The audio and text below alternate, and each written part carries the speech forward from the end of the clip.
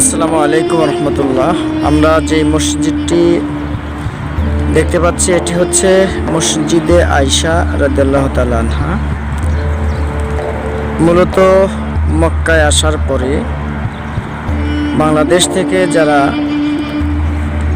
আসবেন সাধারণত ইহরাম বেঁধে আসবেন, কিন্তু যারা অলরেডি এসে গেছেন মক্কায় তাদের মিকাত হলো আয়েশা রাদিয়াল্লাহু তাআলা আনহা মসজিদ। এই মসজিদ থেকে ইহরাম বেঁধে উমরা কিংবা হজ পালন করতে হয়।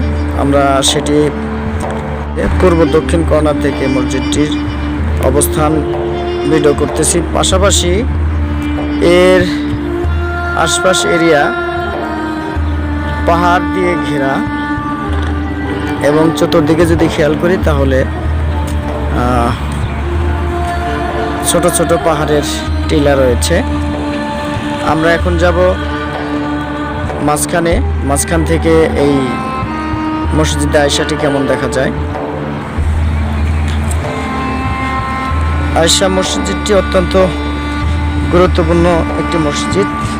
এটি যেমন একটি দর্শনীয় স্থান, আবেগ এবং ভালোবাসার জায়গা, পাশাপাশি এটি হজ এবং উমরার একটি মিকাত যারা মক্কায় অবস্থান করেন তাদের জন্য।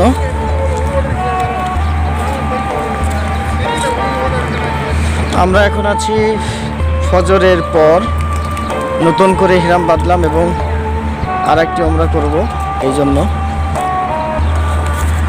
আমরা অপেক্ষা করছি। আরও কয়েকজন উমরাকারী